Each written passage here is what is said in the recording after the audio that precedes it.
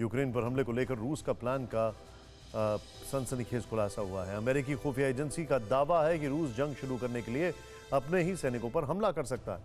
रूस false flag operation के बहाने यूक्रेन पर हमला कर सकता है। क्या वाकई ऐसा है? ये रिपोर्ट देखें।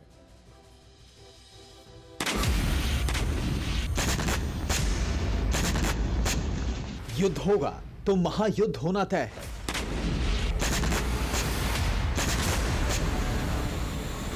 क्योंकि बातों का दौर बीत चुका है। यूक्रेन की सरहद पर रूसी तोपों की तीव्रता बढ़ने लगी है।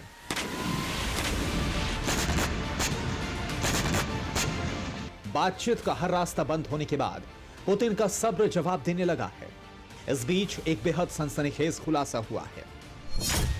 रूस अगले 30 दिनों के भीतर यूक्रेन पर जमीनी आक्रमण कर सकता है। रूस यूक्रेन में अपने ही सैनिकों पर हमले की योजना बना रहा है। फॉल्स फ्लैग ऑपरेशन के बहाने यूक्रेन पर हमला कर सकता है। यह दावा अमेरिका की खुफिया एजेंसी ने किया है, जिसके मुताबिक रूस यूक्रेन पर हमले के बहाने के लिए अपने ही सैनिकों पर हमला करवा सकता है, जिसके बाद यूक्रेन के साथ जंग छेड़ी जा सकती है।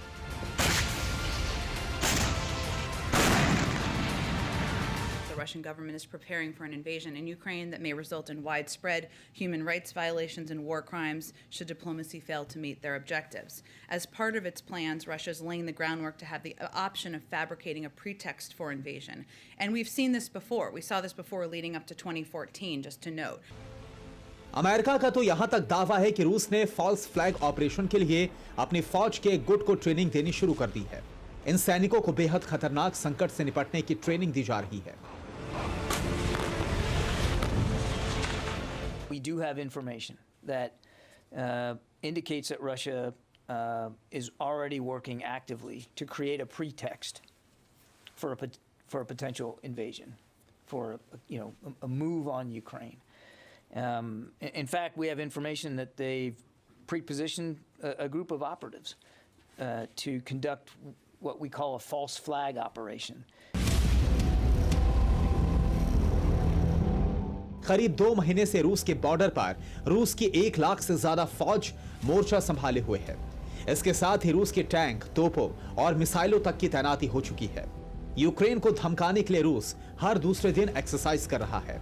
अमेरिका का दावा है कि दुनिया के सामने अपनी साख बरकरार रखने के लिए रूस फॉल्स फ्लैग ऑपरेशन को अंजाम दे सकता है।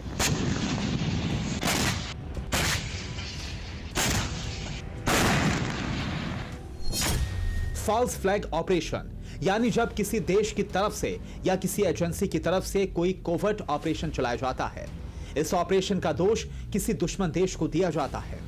फॉल्स फ्लैग ऑपरेशन को अंजाम देने वाले की पहचान को पूरी तरह से छिपाया जाता है। इतना ही नहीं, इस तरह के ऑपरेशन को अंजाम देने वाला यदि पकड़ा जाता है तो उसमें अपनी भूमिका से पूरी तरह से मुंह फेर लिया जाता है।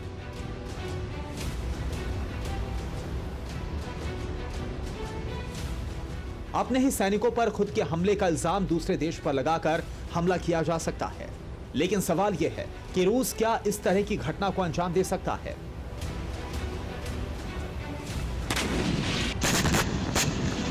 रूस की तैयारियों को देखकर इससे इंकार नहीं किया जा सकता है। असल में रूस यूक्रेन से ज्यादा अमेरिका को अपनी ताकत दिखाना चाहता है। रूस के खिलाफ अमेरिका यूक्रेन का साथ दे रहा है। अमेरिका के साथ नेटो देश भी यूक्रेन की सपोर्ट में है।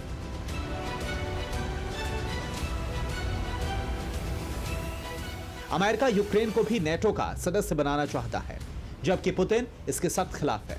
इसलिए एक तरफ जहां रूस है तो दूसरी तरफ अमेरिका समेत 30 देशों की फौज है।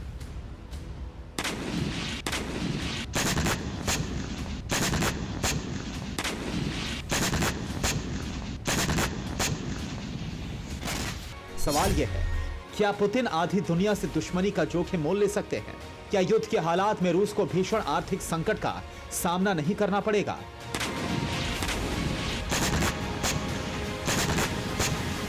पिछले कुछ साल से रूस की इकॉनमी भी डावाडोल चल रही है। बावजूद इसके पुतिन जानते हैं कि अगर अब भी वो पीछे हटते हैं तो दुनिया रूस को दरकिनार कर देगी। 2 महीने से जो जंगी जुनून दिखाया जा रहा है, अगर वो अंजाम तक नहीं पहुंचा तो रूस की ताकत को कमतर आंका जाएगा। इसलिए पुतिन बिना बारूद बरसाए फौज लौटाने के पक्ष में नहीं है।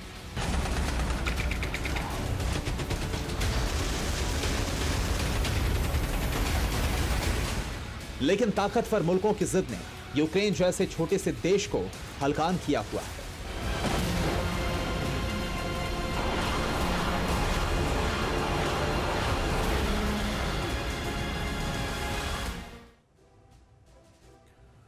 रूस और अमेरिका की अदावत सिर्फ ताकत की ही नहीं है, दोनों के बीच की तनातनी की वजह हथियारों के बाजार पर हिस्सेदारी भी है। रूस और अमेरिका दोनों दुनिया को हथियार बेचते हैं, इसीलिए दोनों लड़ते हैं। इतिहास इसकी गवाही भी देती है। कोरोना धर्म नहीं देखता, जात नहीं देखता, अमीर गरीब ऊंच नीच नहीं देखता। कोरोना सिर्फ मौका देखता है, लेकिन आप उसे मौका मत दीजिए। बस इतना कीजिए, जब कभी दफ्तर से बाजार से घर लौटिए तो इतना ख्याल जरूर रखिए कहीं आपके साथ कोरोना आपके घर तो नहीं जा रहा। भूलिए मत, कोरोना अभी जिंदा है।